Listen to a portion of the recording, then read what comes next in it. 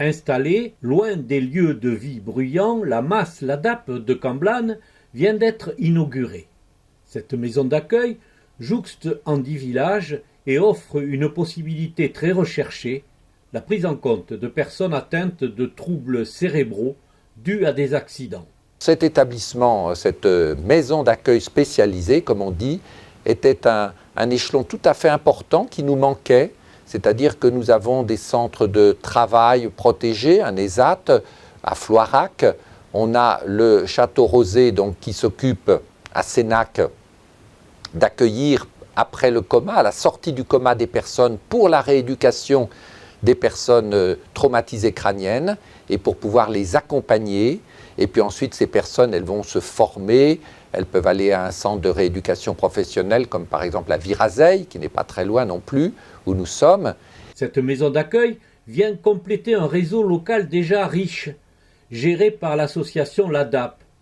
Le budget d'une telle réalisation importe. Le président de l'Agence régionale de santé, fortement impliqué dans sa réalisation, met en avant une autre donnée majeure à ses yeux. Si deux chiffres, c'est tout. Une structure qui en investissement aura coûté un peu plus de 9 millions, en frais de fonctionnement annuel un peu plus de 4,5 millions. Une structure normalement et solidement dotée, on est plutôt heureux quand on peut le faire dès la première année, autour de 73 personnes. Bref, tous ces chiffres sont importants, mais ne nous disent pas l'essentiel. L'essentiel, c'est à la fois ce superbe outil architectural que nous avons le plaisir de visiter, mais l'architecture en action sanitaire et sociale est la condition nécessaire de la qualité. Elle n'est jamais la condition suffisante.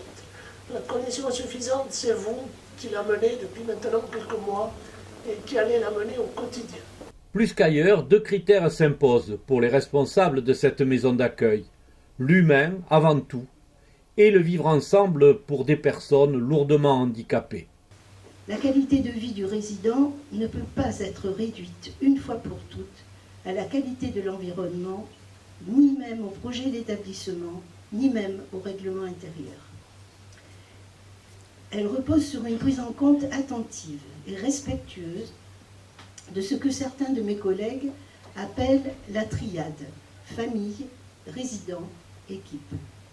Cette triade doit apprendre et cultiver l'art de vivre bien ensemble, car la qualité de vie des uns influe sur celle des autres. Un lieu particulier, il permet de rassurer, d'aider, mais aussi d'impliquer les proches de ces personnes cérébro-lésées. Les familles doivent se sentir accueillies, leur expertise singulière reconnue. Elles doivent être consultées et impliquées dans la vie de l'institution. Leur confiance et leur collaboration sont indispensables au sentiment de sécurité du résident.